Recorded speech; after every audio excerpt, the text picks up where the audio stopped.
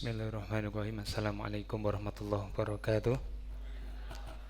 Innal hamdalillah nahmaduhu wa nasta'inuhu wa nastaghfiruh wa na'udzu billahi min syururi anfusina wa min sayyiati a'malina man yahdihillahu fala mudilla lahu wa man yudlil falan tajida lahu waliyan mursyida wa asyhadu an la ilaha illallah wahdahu la syarikalah wa asyhadu anna Muhammadan 'abduhu wa rasuluhu la nabiyya wa rasuluhu ba'dah. Ya ayyuhalladzina amanu taqullaha haqqa tuqatih wa la tamutunna illa wa antum muslimun.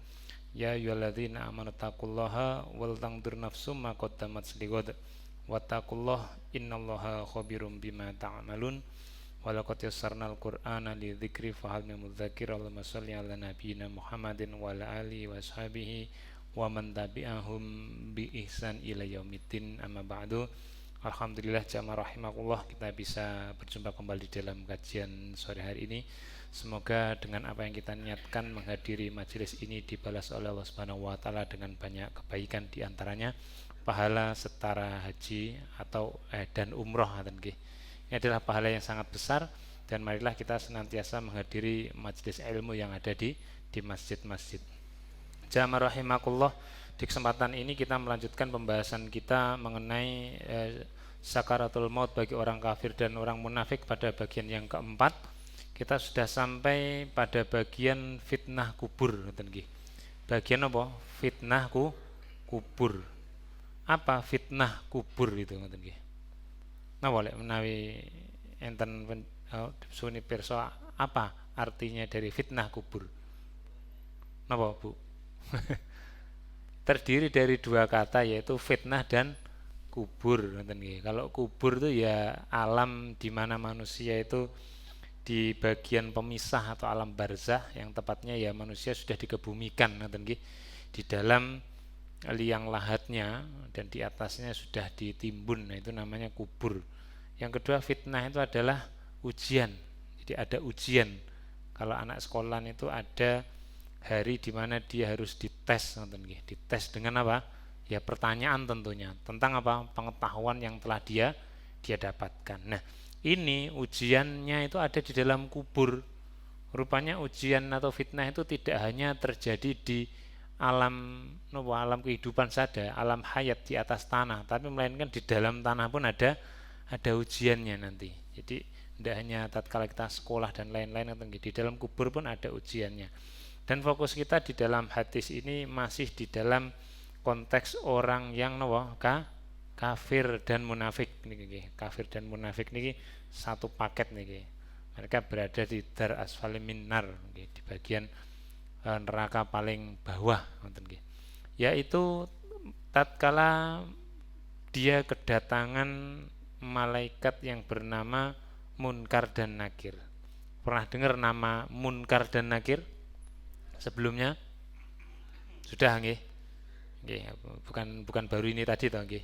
Jadi memang ada namanya malaikat Munkar dan Nakir. Ini satu tim nih, satu tim isinya dua orang, Munkar dan Nakir ini. Dia yang memberikan fitnah atau ujian di dalam kubur. Apakah nanti dia dengan fitnah tadi akhirnya mendapatkan nikmat kubur atau bahkan sebaliknya, napa? Azab kubur kan nggih. Nah, ini akan kita lihat. Baik, pembahasan selanjutnya kita akan kembali kepada hadis yang kita jadikan rujukan. Di dalam hadis riwayat Imam Ahmad nomor hadis 17.803,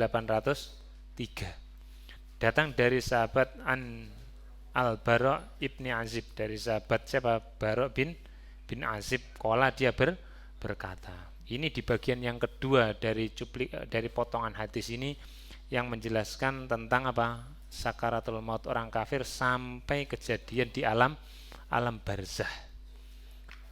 Masih ingat cerita yang lalu bahwasanya tatkala orang kafir itu rohnya ingin dicatatkan di iliyin, di atas langit, di atas langit ketujuh lebih. Nah, itu mereka tidak dibukakan pintu langitnya, dan Allah Subhanahu wa taala memerintahkan supaya dicatat di tempat catatan amalan yang lain, yaitu di Sijin, yang ada di mana? Kata Allah Subhanahu wa taala di pekan yang lalu, berada di bumi paling bawah lapisannya, yaitu lapis ketujuh. Jadi setelah itu letaknya tempat mencatat amal keburukan. Sijin itu tempat amal keburukan dicatat. Sehingga kalau orang kafir, orang munafik itu tidak dicatatkan amal kebaikannya di ailiyin, maka dia tidak memiliki tidak memiliki apa? Amal kebaikan sama sekali di hadapan Allah. Nol. Yang ada catatan keburukannya sejumlah yang pernah dia lakukan. Itu kalau dihitung ya jelas dia akan masuk neraka, berat amal keburukannya. Maka tatkala ditegakkan hisab itu ya mereka tidak perlu dihisab, mau tidak ada yang harus dihisab, semuanya isinya amal keburukan. Maka tatkala setelah dicatatkan di dalam sijin roh orang kafir atau munafik tadi, dikatakan oleh Rasulullah Sallallahu Alaihi Wasallam, fatu'atu ruhuhu, maka ruhnya siapa? Orang kafir tadi itu dikembalikan. Setelah dicatatkan dalam sekian waktu di bawah sana, kemudian dibawa naik di permukaan bumi, kemudian dikembalikan rohnya kepada apa? Fi jasadihi, ke dalam jasadnya. Jadi di dalam kematiannya seseorang sudah dikafani masih di atas meja, itu terjadi kejadian yang sangat luar biasa, cukup lama di alam gaib. Kemudian setelah itu rohnya dikembalikan lagi ke dalam jasadnya. Nah, maka dia nanti akan dipandu oleh orang-orang yang mengantarkan ke kuburannya dan sampai ke dalam liang lahatnya, dan sampai ditutup dan dia pergi. Nah, ini roh dan jasadnya itu ada di dalam alam barzah. Nah, di dalam jasadnya ini, dalam hadis ini Rasulullah sudah menyampaikan tatkala roh itu kemudian dikebumikan di dalam bumi, di lapis pertama, yaitu di dalam alam barzahnya atau di dalam liang lahatnya. Kemudian yang terjadi jamaah rahimakumullah, banyak hadis yang menceritakan hal ini tentang proses atau kronologi setelah mayat itu dikebumikan. Nanti ada hadisnya setelah ini juga. Yang di dalam hadis Al-Bara' bin Azib ini, nomor hadis 17.803 ini, Rasulullah tidak menceritakan kronologi pasca dia di dalam tanah, tapi sudah langsung begitu setelah dikebumikan, Rasulullah fokus kepada kejadian yang besar setelah itu. Apa yang terjadi? Wayatihi, dan datang kepadanya siapa? Malakani, yaitu dua malaikat. Datang kepadanya dua malaikat. Dalam hadis ini belum disebutkan namanya. Apa kerjaannya malaikat itu? Mendatangi ruh dan jasad yang ada di dalam liang lahat tadi. Fayujlisanihi, maka dua malaikat tadi mendudukkannya. Wa yujlis mendudukkannya. Jadi bukan didudukkan, namanya duduk niku nggih kados kula panjenengan ngeten nggih, duduk, bukan tengkurap, bukan terlentang, tapi didudukkan apa? Bukan jasadnya. Jasadnya sudah bisa bergerak ngoten nggih. Yang didudukkan apanya? Ruhnya. Ruhnya didudukkan. Karena sudah tidak ada hubungannya dengan jasad lagi. Jasadnya itu sudah jadi bagiannya siapa? Tanah dan cacing-cacing ini bagian pengurai, tim pengurai jasad-jasad renik itu tadi. Setelah didudukkan rohnya, yang terjadi selanjutnya adalah fayakulani lahu, lantas kedua malaikat tadi ini berkata, bertanya, menginterogasi, diinterogasi. Jadi ini orang sudah mengalami kejadian yang cukup memilukan tatkala dia berangkat dengan malaikat, dia dipakaikan kain kafan yang hitam, baunya tidak enak, dihina oleh semua malaikat, dilempar dari langit sampai ke dalam bumi paling bawah, dicatatkan amal keburukannya. Setelah dikembalikan rohnya, ini masih diuji lagi. Ujiannya di sini ada interogasi. Menawi enten tiyang badhe nglamar pekerjaan dan perusahaan kan pasti ada sesi wawancara, ditanya, akan ditanya Pertanyaan pertama, ini di dalam hadis ini ada dua bagian, orang mukmin dan orang kafir. Ini khusus untuk orang kafir, kafir dan munafik. Munafik itu ada 3 pertanyaan saja, 3 soal. Tapi kalau untuk orang mukmin lebih dari 3 soal. Jadi tatkala kita diberi ilmu oleh orang-orang yang mengantarkan ke kuburan, Mbah sampean engko ya bari iki tak tinggal ngalih parani malaikat lho engko sampean ditekoni sapa pangeranmu ngono nggih. Terus agamamu apa? Terus enten sing kitabmu apa ngoten nggih. Enten engko rasulmu sapa. Itu bukan itu saja, tapi ada pertanyaan lebih hebat lagi nanti ngoten nggih. Tidak itu. Itu sebenarnya 3 pertanyaan itu terkhusus hanya untuk orang kafir itu sebenarnya 3 pertanyaan tadi. Pertanyaan pertama adalah apa? Yang pertama, man siapakah Rabbuka pemeliharamu? Tuhanmu siapa? Ini bukan perkara hafalan. Bukan perkara hafalan.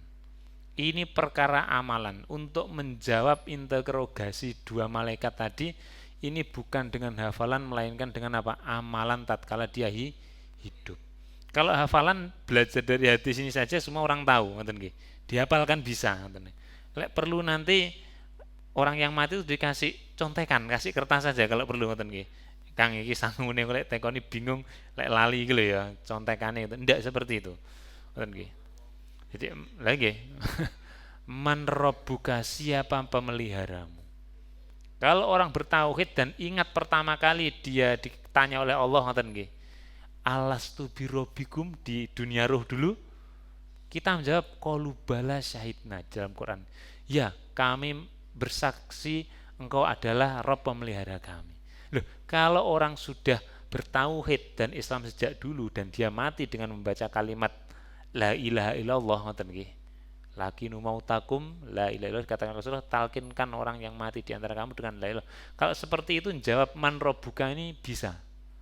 Karena dia awal diciptakan menjadi di dalam alam ruh dia sudah bertauhid kepada Allah, kemudian dia lahir di dunia dengan lingkungan Islamnya, kemudian dia kenal agama Islam dan mati dalam keadaan bertauhid pula, dia akan mudah menjawab pertanyaan ini. Kira-kira kalau panjenengan semua ditanya ini siapa pemelihara panjenengan, jawab apa? Allah. Gampang. Soalnya ini gampang. Tapi sulit bagi orang yang tidak beriman. Setelah ditanya ini apa yang terjadi bagi mereka?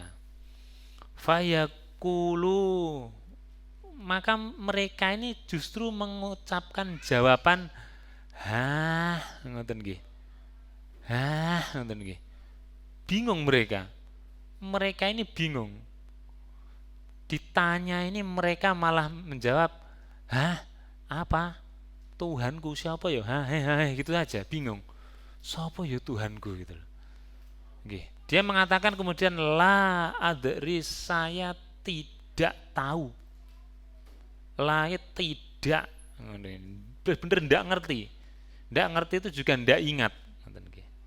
Padahal anggap saja orang kafir ini beragama salah satu yang kita kenal agama nopo, ngaten nggih. Bukankah mereka tatkala hidup pernah berinteraksi dengan berbagai agama? Ngaten nggih. Ibaratnya ini orang yang beragama X, ngoten nggih, atau beragama N saja, depannya N, ngoten nggih. Inisial agamanya N. Bukankah dia sudah terbiasa berjumpa dengan orang beragama Islam, beragama depannya B, ngoten nggih, dan yang lain-lain, hurufnya H dan lain-lain itu? Seharusnya mereka sudah tahu, itu diajarkan di sekolah dasar. Agama di Indonesia ada sekian, namanya ini, Tuhannya ini, terus tempat ibadahnya ini, kan ngoten nggih, hari besarnya ini. Loh, ini kok ndak tahu, ngoten nggih. Apakah mereka tidak ingat, ngoten nggih. Nah, karena ini bukan perkara ingatan, tapi perkara apa? Amalan perbuatan. Kalau dia ndak beramal dalam amalan yang lurus, ad-din, yaitu al-Islam, maka dia tidak akan bisa menjawab ini. Bahkan mereka tidak tahu, benar-benar ndak tahu. Kemudian ditanya lagi oleh 2 malaikat tadi. Fayakulani lahu, kedua malaikat itu bertanya lagi, madinuka, apa din agamamu? Ditanya yang kedua, apa agamamu? Ini pertanyaan kedua loh. Pertanyaan kedua adalah apa agamamu? Saya panjangan kok agama ini pun apa? Islam kan gampang kan nggih. Iya gampang pertanyaan sebenarnya kalau kita di alam nyata dunia ini, alam hayat nih. Tapi fayaqulu ha mereka bertanya, mereka menjawab napa? Domblong ha. Agama, mereka bingung loh. Agama ngoten nggih. Terus agama apa? Mereka bingung. Padahal boleh jadi dia tatkala hidup dulu beragama. Bukan ateis, beragama. Beragama inisialnya itu dan itu ngoten nggih. Loh, bukankah mereka juga beramal dengan amalan agamanya? Kan ngoten nggih. Bukankah mereka berkomunikasi dengan lingkungannya, bangga dengan agamanya?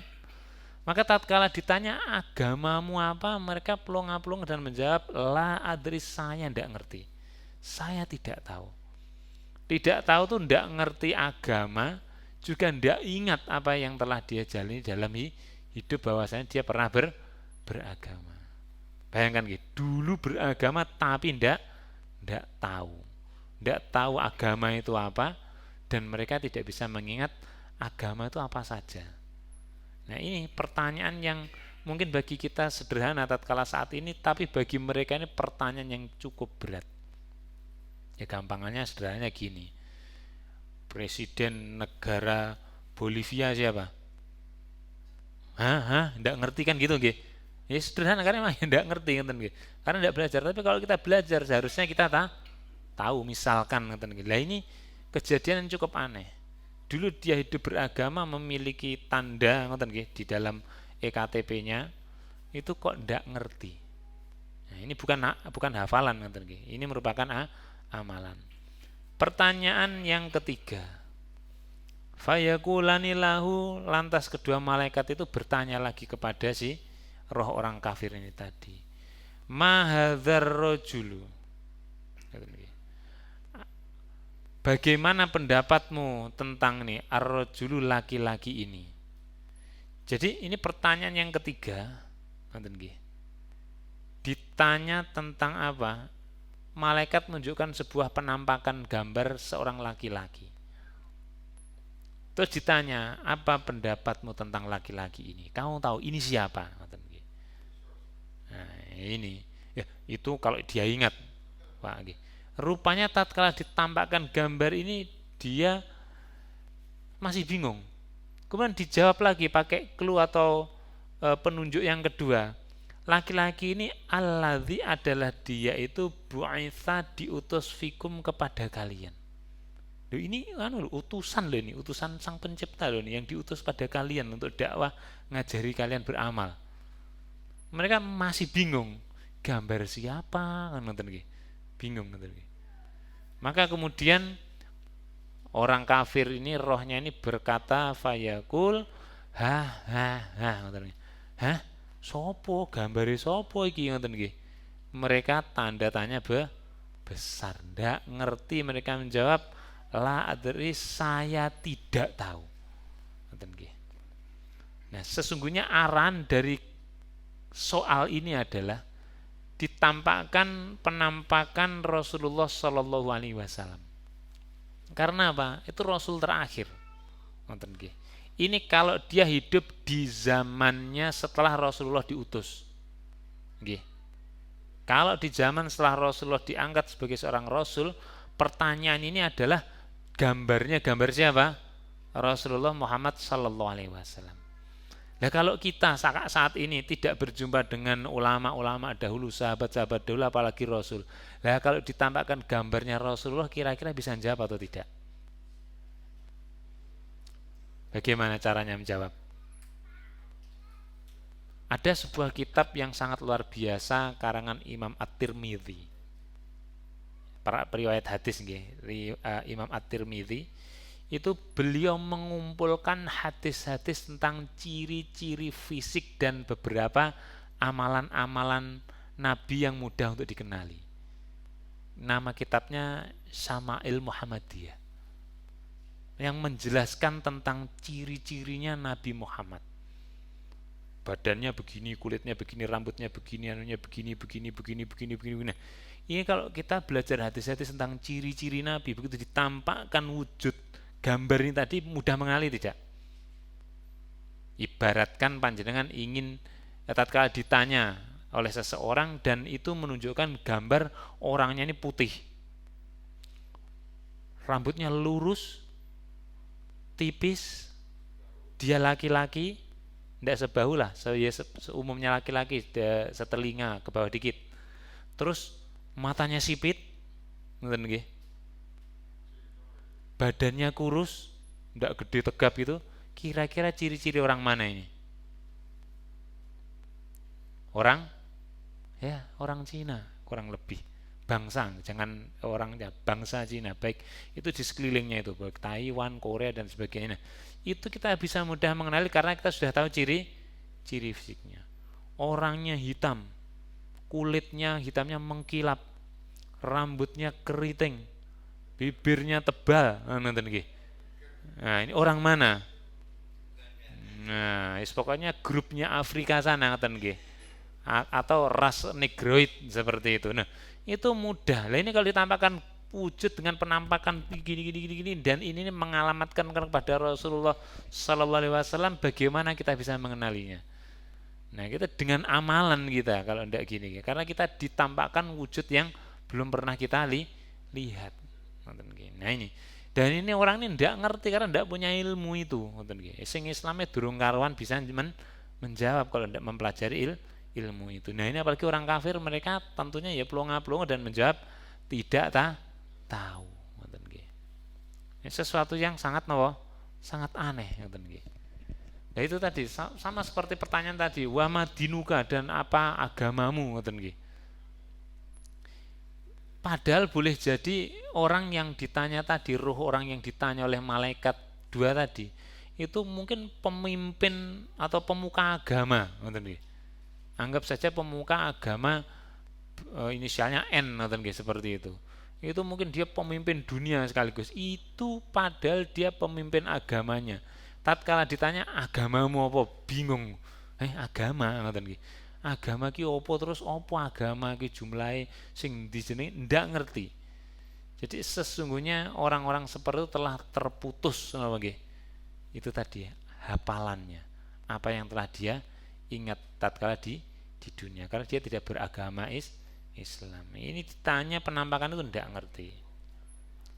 Lantas fayunadi munadin, setelah 3 pertanyaan disampaikan dan dijawab dan tidak tahu, ada apa? Ini panggilan, ada muadzin, ada suara yang lantang dari apa? Minas sama, dari langit. Jadi dari atas itu ada suara yang lantang mengeluarkan kalimat untuk menggertak si ruh yang sedang dihadapi oleh 2 malaikat tadi yang tidak bisa menjawab 3 pertanyaan tadi. Panggilannya itu mengatakan an kadzaba. Dia, ruh yang kau hadapi itu, wahai 2 malaikat, adalah pendusta. Dia adalah orang pendusta. Pendusta di sini pendusta niku an kadzaba ini, dia mendustakan yang pertama adalah Allah Subhanahu wa ta'ala, Rabbul Alamin. Tidak mau percaya. Boleh jadi yang kedua, dia mendustakan agama, mendustakan syariatnya, menolak kebenaran. Dia membuat hal-hal baru dalam agama, seperti itu. Dan dia orang yang merubah-rubah agama juga. Pendusta, dia tahu dulu di dalam kehidupan dunianya, tapi melakukan apa? Itu tadi, makar yang sehingga menjadikan dia ini merusak agama Allah, dan dia diuji dengan agama yang telah dirusak tadi, dan dia tidak mengerti itu. Ditanya, kemudian tidak bisa jawab, kemudian digertak dari langit, an kadzaba, dia pendusta. Dulu dia tuh tahu ini itu dan sebagainya, maka setelah divonis dengan kalimat an kadzaba, ini suaranya lantang, berarti seperti geledek yang menyambar dan sangat menakutkan. Jangan pas Jawa ngoten nggih, hujan, sudah gitu anginnya kencang, langitnya gelap ngoten nggih. Tahu-tahu maklap ada apa? Itu tadi ada kilat, ada lilintarnya juga, gleder ngoten. Kira-kira bagaimana? Kaget, jumbul, mencolot, hati napa? Berdebar-debar seperti itu. Suara yang lantang menggelegar memvonis bahwa ruh yang ditanya oleh dua malaikat tadi adalah pendusta. Maka rugi orang-orang yang tidak mengikuti agama Islam, bahkan maaf, yang murtad keluar dari Islam. Awalnya dia Islam dan dia keluar dari Islam akan dihapus semua amalannya, seingatannya tak akan hilang tentang Islam. Baik Tuhannya dalam Islam, amalannya apa, terus kitab suci dan lainnya itu akan hilang. Maka tatkala dia ditanya, tidak tahu. Tidak tahu itu berarti apa? Tidak memiliki pengetahuan. Kalau dia masih ragu, dia masih ingat-ingat sedikit, dapat ilmu tapi apa ya, oh apa, nah ini dia mengatakan la adri, saya tidak tahu, berarti tidak memiliki pengetahuan, padahal dulu tahu, sehingga itu dihapuskan amalan kebaikannya karena tidak dicatat di ailin. Menakutkan atau tidak? Menakutkan sekali. Kemudian dari langit tadi melakukan vonis yang kedua, fafrishu lahu minnar, maka hamparkanlah baginya saat ini apa? Annarna, neraka. Min itu sebagian dari apa yang ada di neraka. Di neraka itu banyak yang bisa didapatkan atau diterima oleh orang-orang yang berhak masuk ke dalamnya. Tapi dikatakan hamparkanlah baginya sebagian dari neraka. Suruh nyicipi dia sekarang. Nah, seperti ini gitu. Jadi dia itu sudah mencicipi sebagian dari neraka tatkala masih di alam barzah. Belum dihukum dengan hisab dan mizan, itu belum. Ini saja sudah mendapatinya. Bayangkan gitu. Ini aja sudah mencicipi neraka. Maka jangan heran kalau di kuburan itu banyak ya kejadian-kejadian tatkala jenazahnya diangkat itu napa? Ya dedel duel hitam lebam, itu ya boleh jadi dia mendapatkan bukan nikmat tapi azab kubur karena tidak lolos fitnah atau ujian kubur dari dua malaikat tadi. Setelah dapat perintah dari langit, faftahu lahu, maka dua malaikat tadi nggih, faftahu membuka apa? Lahu baginya baban, yaitu pintu, ila yang pintu itu menuju kepada apa? An-narna, neraka. Jadi neraka yang sangat jauh tempatnya itu dibukakan pintunya sehingga sebagian dari neraka itu uap panasnya itu keluar. Ya panjenengan bika kulkas niku nggih. Enten bluke ngoten nggih. Ada asapnya putih turun ke bawah karena dia lebih ringan, kemudian apa? Ya keluar seperti itu. Asapnya itu turun keluar dan apa? Akhirnya fayatihi. Nah ini. Maka sebagian dari neraka tadi, asapnya tadi mendatanginya. Mendatangi siapa? Ruh orang kafir tadi, min harriha wasamumiha. Yang datang itu apa? Ini panasnya, karena itu uap panas ngoten nggih. Dan apa? Ini wasamumiha, samum itu apa? Kobaran-kobarannya, letupan jilatan apinya ngoten nggih. Panjenengan napa niku membuat api unggun kan kadang-kadang dari arangnya atau dari kayu yang sedang dibakar kan cetak-cetak ngoten nggih. Ada letupan-letupan ya seperti itu. Letupan dari neraka itu ada materialnya yang keluar mengenai dia. Kira-kira bagaimana? Dingin, sejuk? Nah, sudah tidak karu-karuan, kepletian itu baju aja kelemparan apa? Percikan aja bolong ngoten nggih, apalagi kulit, dan itu dari bagian api neraka. Mengerikan atau tidak gini? Dan itu terjadi sejak dia diputus itu tadi, dibukakan pintu neraka sampai hari kebangkitan. Suwi banget gek puol ngoten nggih. jan ewonan ndak tahu nih seperti itu. Bayangkan nanti kita aja terkena awan panas, uap panas aja sudah ndak karu-karuan, apalagi ini terus menerus 24 jam ndak tahu berapa tahun bagi orang kafir. Jadi orang-orang kafir itu seharusnya dia bersiap-siap saja untuk mendapatkan ini. Ya latihan kan nonton seperti itu. Baik jamaah rahimakumullah. Dari hadis tadi tentang fitnah kubur yang mendatangkan azab kubur bagi orang yang tidak lulus dari fitnah atau ujian dua malaikat tadi, dia benar-benar mendapatkan apa? Azab kubur. Dan ini banyak orang yang menyangsikan, yang meragukan ada azab kubur dan juga nikmatku kubur. Dikiranya mati ya mati, jadi tanah. Di surat An-Naba itu dikatakan di bagian akhir, fayakulul kafiru ya laitani kuntu turoba. Fayakulul kafir, maka berkatalah orang-orang kafir, ya laitani, ya seandainya saya atau kami, kuntu turoba, kami ini kun menjadi turoba, tanah saja. Dikiranya mati sudah jadi tanah, rupanya ada ini, ada interogasi tadi sampai menghasilkan apa? Nikmat atau azab. Dan sesungguhnya tatkala orang-orang mendapati mayat dibongkar untuk sekian kalinya, itu mayatnya yang gosong dan lainnya, sesungguhnya itu benar-benar ada dan hak itu harus diimani. Kemudian orang yang mendapatkan nikmat pun juga sama, jasadnya masih bagus, bukan kayak utuh persis kayak kita sekarang, tidak, ya mesti sudah berkurang atau sudah layu dan sebagainya sudah, tapi itu masih ada dagingnya. Kemudian sebagian ya itu apa, kain kafannya itu masih bagus walaupun ya kotor kena apa lempung itu tadi, dan kemudian sebagian dari sisa-sisa luka darahnya itu masih ada bagi orang yang mati sebagai mujahidin di perang.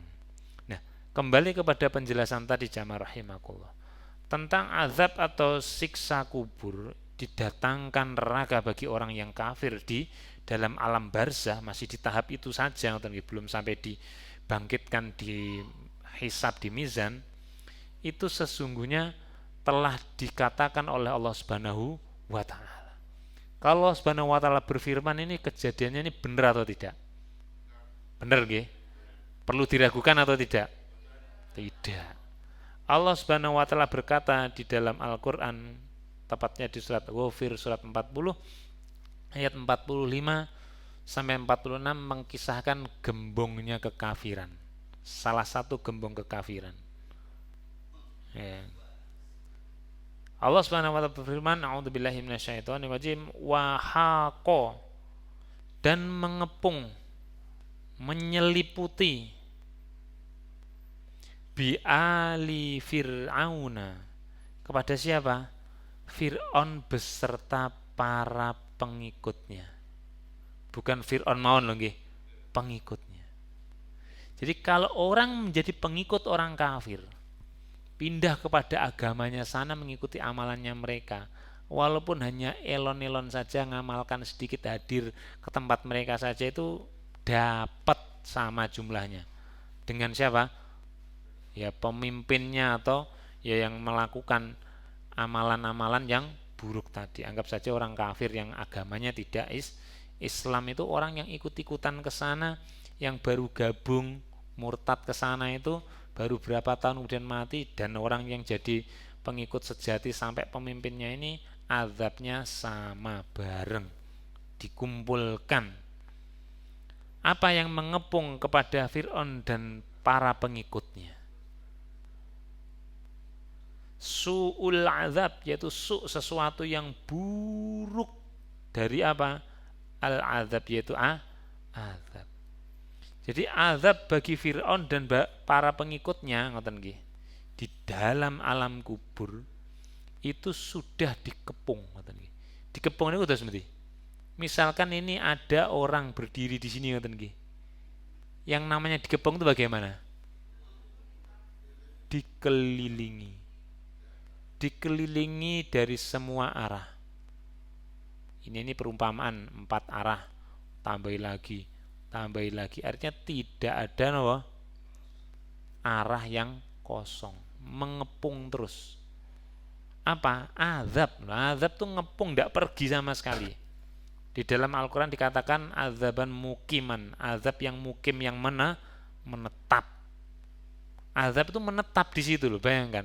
Ada di sekelilingnya, sudah tidak pergi. Sampai kapan? Ya sampai disuruh ganti oleh Allah Subhanahu wa taala. Ganti nopo season ngoten iki. Apa? Tatkala hari kebangkitan itu mengepung terus. Di ayat ke selanjutnya dikatakan an-naru, yaitu api neraka. Yu'raduna, mereka akan dihadapkan. Mereka siapa? Yaitu tadi orang-orang kafir tadi, Fir'aun dan para pengikutnya tadi. Alaiha, di atasnya. Jadi api neraka ini loh tadi loh, azab yang apa? Yang mengepung tadi itu akan dihadapkan. Dihadapkan. Bisa difahami dihadapkan. Kalau ada orang di sini, melihat ke sana, dan terus di sini ada azab, dihadapkan itu bagaimana? Akan berhadapkan langsung, berhadapan langsung. Jadi neraka itu akan ditaruh di depannya, dia lihat, dia rasakan langsung. Bukan di depan, bukan di mana. Akan dilihat langsung. Alaiya, atasnya, atas apa? Atas neraka ini. Jadi orang-orang kafir itu akan dihadapkan dengan neraka, pintunya dibuka langsung tadi, letupannya, samumnya tadi dan uap-uapnya dan lain itu langsung mengenai dia. Jalurnya langsung dibuka, selasarnya, terasnya langsung, lorongnya langsung berhadapan dengan dia. Satu lorong, ujung depan sama ujung belakang neraka dan rohnya orang kafir tadi. Dihadapkan atas mereka itu apa? Ya ini tadi, api neraka. Kapan dihadapkan neraka kepada mereka? Di alam barzah. Ghuduwan, pada waktu pagi. Pagi itu sejak anggap saja terbit matahari sampai apa? Menjelang terbenam. Berapa lama? Ya anggap saja 12 jam atau berapa jam itu. Nah, seret nonton. Apa sampai di situ saja neraka dihadapkan pada mereka? Tidak. Kata Allah Subhanahu wa taala, wa asyiyan, dan juga di waktu petang. Waktu petang itu kapan? Ya sejak sore hari terbenam matahari sampai matahari mau terbit. Artinya apa? Kalau udwa wa asyiyan, waktu pagi dan waktu petang, berarti berapa? 24 jam atau terus menerus. Berarti azab itu ada di situ enggak? Neraka tadi. Maka dikatakan azab mukiman, yaitu neraka itu menetap di depannya terus menerus, pagi siang sore malam, pokoknya ngena terus. Kuat atau tidak kira-kira? Nggih panjenengan no, masak pakai kompor kayu niku coba di situ terus kuat. Ndak kuat ngoten nggih. Pakai kipas angin, dibantu kipas angin panggah ndak kuat ngoten nggih. Pakai baju tebal panggah ndak kuat. Nah ngoten nggih. 24 jam itu berapa kali ngoten nggih. Wa yauma taqumus, dan pada hari terjadinya kiamat. Jadi nanti pun sampai kiamat pun ya dia akan lengket dengan apa? Neraka. Itu dikatakan ada khilu. Setelah terjadi hari kiamat, semua prosesnya selesai, dibangkitkan dan lain-lain sampai pada dihisab, disedot amal baik buruk. Yang amal baiknya tidak ada karena tidak dicatat di iliyin, dicatat, dibuka amalan keburukannya, disijin ada, dihisab banyak keburukannya, tidak ada kebaikannya, maka dia dimizan, ditimbang, ya jelas berat mana? Amal buruknya. Amal buruknya apa? Neraka sudah. Kalau amal buruk, kalau amal baik kepada mana? Surga. Nah, pada hari kiamat itu nempel neraka pada dia, dan tatkala itu setelah diputuskan, setelah dilewati kemudian diputuskan oleh penyeru, adkhilu, dikatakan oleh Allah pada malaikat, malaikat engkau yang ngurusi mengantarkan roh orang ini kepada tempat peristirahatan terakhirnya, masukkanlah oleh kalian roh orang ini ala Fir'auna di dalam konteks ayat ini yaitu pengikut Fir'aun ini asyaddal azab kepada apa? Siksa yang paling keras. Jadi kapan mereka lepas dari neraka? Ya ndak ada ceritanya, langsung sampai kekal selama-lamanya ngoten nggih.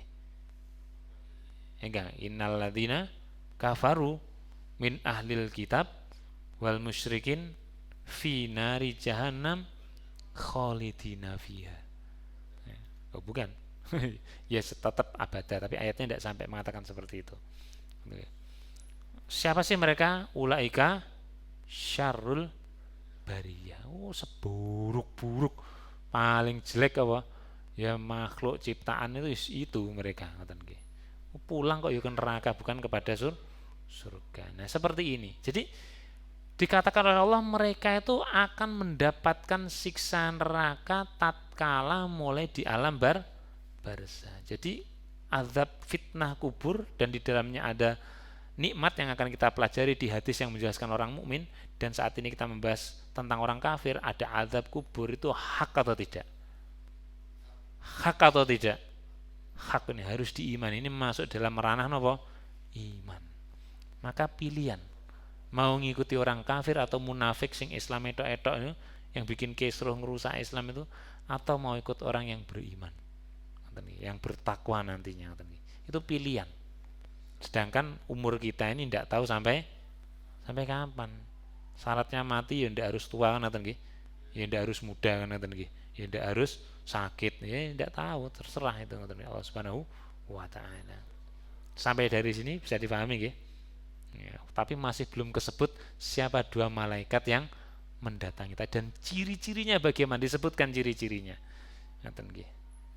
Nanti kalau kita sudah belajar itu dan kita mati dalam keadaan bertauhid pada Allah, tatkala kita kedatangan dua tamu istimewa tadi dengan ciri-ciri yang disebutkan dalam hadis setelah ini, nanti kita bisa mengenal amalan kita, ingatan kita tuh tahu bahwasanya ini adalah penguji saya saat ini, dia namanya Munkar dan Nakir dengan ciri-ciri yang sudah ditampakkan secara fisik di dalam penjelasan Rasulullah Shallallahu Alaihi Wasallam. Kemudian yang terjadi jamaah rahimakumullah, setelah dia ini terkena azab dari neraka tadi, panasnya dan samumnya tadi, letupan-letupannya tadi, yang terjadi di dalam kuburnya orang yang kafir dan munafik, wa yudayyaku alaihi qabruhu, kuburnya pun menyempitnya. Jadi kelihatannya nampak pada kita tukang gali kubur itu membuat liang lahat itu ya segitu, ngepres masih bisa bergerak sebenarnya, itu ngelundung masih bisa kalau udah diganjel bola itu sebenarnya nanti akan menyempit, akan menghimpit baik orang beriman maupun orang kafir. Tapi orang yang beriman itu tatkala dihimpit sebentar untuk menunjukkan ini hak, kok ada himpitan, kemudian dia merenggang lagi. Ada hadisnya seperti itu. Kuburnya pun menjempitnya. Dapat dijepit, dipres. Ada kan natos Bu, giling niku lho. Napa? Daging. Lebet gilingan itu. Niku lek di pelites kalian gilingan itu dagingnya medali terus berarti cemet, gepeng kan ngoten nggih. Terus napa? Nggih ajur kan ngoten nggih. Seperti itu, strukturnya sudah berubah. Lah ini apalagi dijepit ngepres ngoten nggih. Hatta sampai jepitnya itu takhtalifa fihi adla'uhu, sampai apa? Tulang-tulangnya itu lepas, remuk, dipres tulangnya itu sampai ya remuk, lepas sendi-sendinya dan ya sudah sampai hancur ngoten nggih. Kira-kira ngoten nggih. Orang ini secara napa? Ya secara fisik boleh jadi ditampakkan nanti ya jasadnya itu akan ada ya perubahan, dan boleh jadi tidak, itu hanya di bagian apa? Ruhnya saja, itu Allah yang memiliki kuasa terhadap kejadian ini. Akan tetapi dalam kejadian ini adalah orang itu akan mendapatkan penyempitan kubur. Sampai orang-orang terdahulu mengatakan kuburnya sempit ngoten nggih. Sing muga-muga kubure lapang jembar ngoten nggih. Nah, itu benar dari hadis ini. Dan riwayat Imam Ahmad nomor hadis 17.803 ini. Jadi disebutkan itu akan menghimpit dan itu tidak meregang. Ngimpit pers ya segitu nanti dia akan mendapatkan perilaku dari kuburnya. Plus itu tadi ada selasar langsung menghadap kepada apa? Neraka. Dihadapkan nerakanya tadi dan keluar panasnya dan letupannya tadi. Setelah itu jamaah rahimakumullah, dia dipres terkena api neraka tadi ngeten nggih. Dia kedatangan tamu misterius lagi. Si dua malaikat tadi selesai tugasnya. Kapan? Sejak membukakan apa? Pintu neraka tadi selesai. Sudah itu dia pergi, yang bekerja adalah apa? Kubur itu tadi. Dia sedang bekerja terhadap apa? Penghuninya. Setelah itu wayatihi rojulun, datang kepada dia siapa? Rojulun, seorang laki-laki lagi. Siapakah dia? Ini bukan kuis siapa dia, tapi ini memang pertanyaan, siapa dia kira-kira? Nah, penasaran? Insya Allah pekan depan, karena sudah ada nih. Ini tidak kalah mengerikan lagi yang datang ini.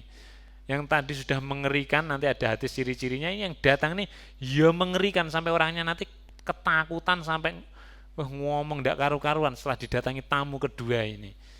Jadi di dalam kubur nanti yang datangi tidak hanya itu loh guys. Jadi kalau orang di atas kubur mengatakan, Kang, kowe tekani malaikat loro nekoni sampean yo, itu kurang.